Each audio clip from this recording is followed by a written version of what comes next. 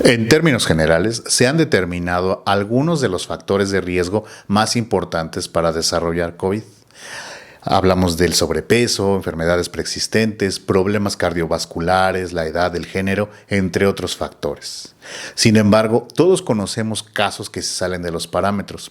Jóvenes atléticos sin enfermedades preexistentes que enferman gravemente o, por el contrario, adultos con sobrepeso que apenas sí generan síntomas. La explicación es muy sencilla. Estamos pasando de largo un factor al que no se le toma en cuenta y que además también es la probable causa detrás del sobrepeso, los problemas cardiovasculares y las enfermedades preexistentes. En el siguiente video te invito a descubrir concretamente de qué estoy hablando.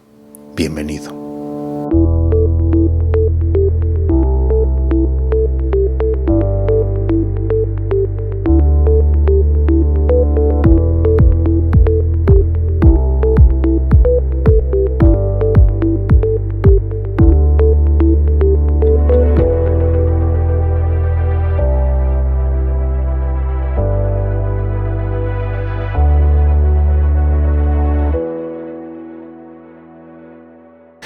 Y tal vez ya descubriste a qué factor oculto me refiero: a la correcta gestión del estrés. Usualmente, el término estrés no encuentra su verdadero significado porque confundimos estrés con circunstancias que nos lo provocan. Por ejemplo, cuando se le pregunta a un individuo si siente estrés o si tiene estrés, casi siempre responde que tiene mucho trabajo o problemas personales. Pero en realidad eso no es el estrés. En todo caso, son circunstancias que le detonan estrés a ese individuo. En realidad, el estrés es el conjunto de reacciones fisiológicas que preparan a nuestro organismo para la acción, para la supervivencia. Es un mecanismo natural determinado por nuestras estrategias para manejar el ambiente. Los mecanismos de estrés consisten en la comunicación entre el hipotálamo, la hipófisis y las suprarrenales, liberando corticoides como el cortisol.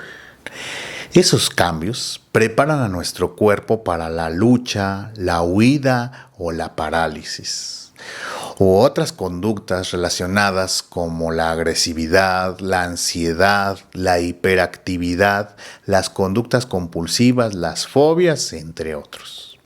El hipotálamo y la hipófisis, de hecho, son parte del sistema límbico, lo que significa que nuestras emociones son parte de los mecanismos del estrés.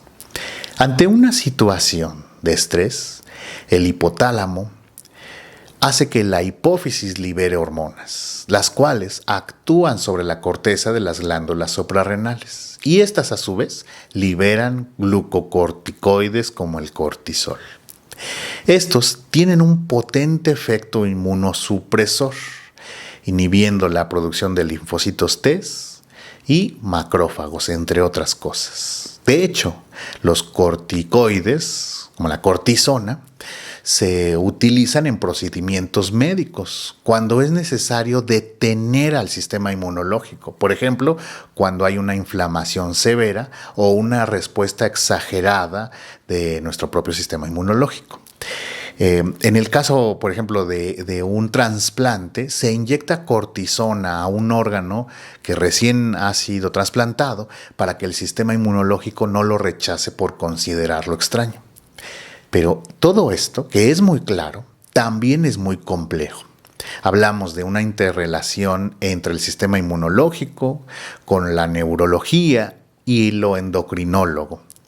Esto es tan complejo que no está debidamente comprendido, al grado que la mayoría de los médicos ni siquiera lo contemplan.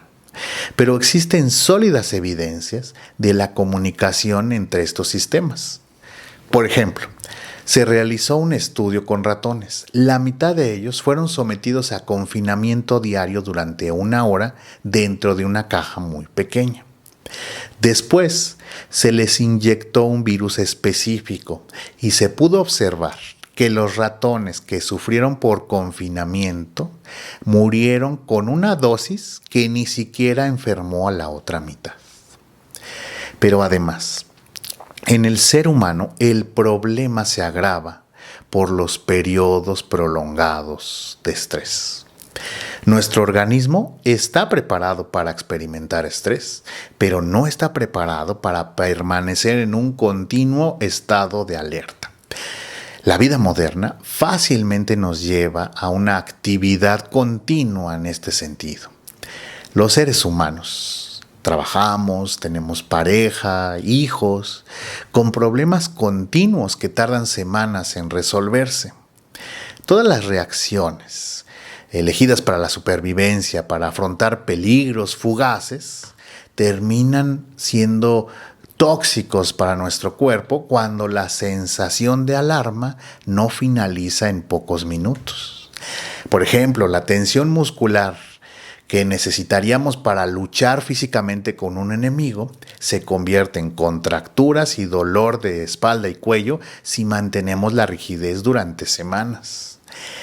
Otro ejemplo sería la interrupción momentánea de la digestión, que es una función necesaria en un momento de huida. Esto se convierte en un problema cuando esto se repite 100 veces al día. Otro ejemplo podría ser la carga de energía que nos permitiría enfrentarnos a un peligro, pues se convierte en ansiedad cuando no usamos esa descarga, porque los riesgos en el mundo moderno no se combaten a golpes. Es por ello que debemos poner atención a una nueva categoría de conflictos, los problemas psicofisiológicos. Todos ellos que se relacionan con el estrés. Hablamos de conflictos biológicos reales como la hipertensión, las cefaleas, los problemas gástricos, problemas musculares, disminución de la función renal, esto y muchas otras cosas, pero sobre todo la disminución o el mal funcionamiento del sistema inmunológico. Este último, que es importantísimo para defendernos del ataque de virus, bacterias y otras sustancias extrañas. Los linfocitos T y los macrófagos persiguen, cazan y aíslan todo tipo de cosas que nos podrían perjudicar.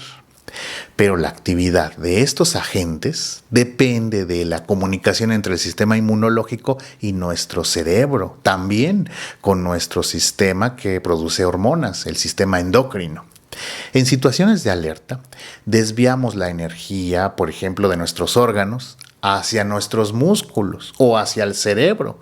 Movilizamos al cuerpo para la acción, pero este desviar el combustible hace que nuestro sistema inmunológico quede totalmente vulnerable. El estrés se expresa mediante pequeñas distorsiones de energía que utilizamos para sobrevivir.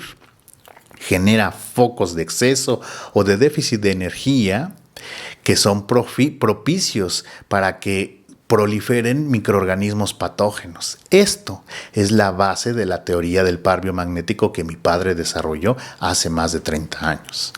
De hecho, el biomagnetismo se descubrió justamente así, cuando el sistema inmunológico se estresaba y se deprimía. Tal como pasa cuando discutimos con la pareja o, por ejemplo, los muchachos que en épocas de examen pues se enferman más frecuentemente. De hecho, se hizo un estudio en el que se le hacía una herida igual a varios alumnos de una escuela y aquellos que estaban en periodos de exámenes tardaban más tiempo en sanar.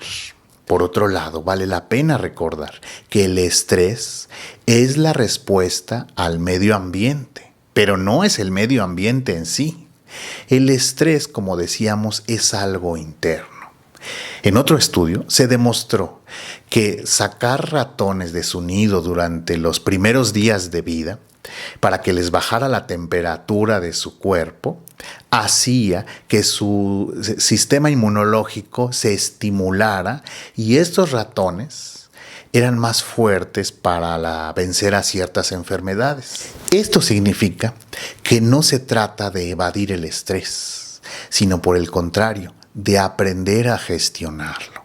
La gestión del estrés es una habilidad que se desarrolla.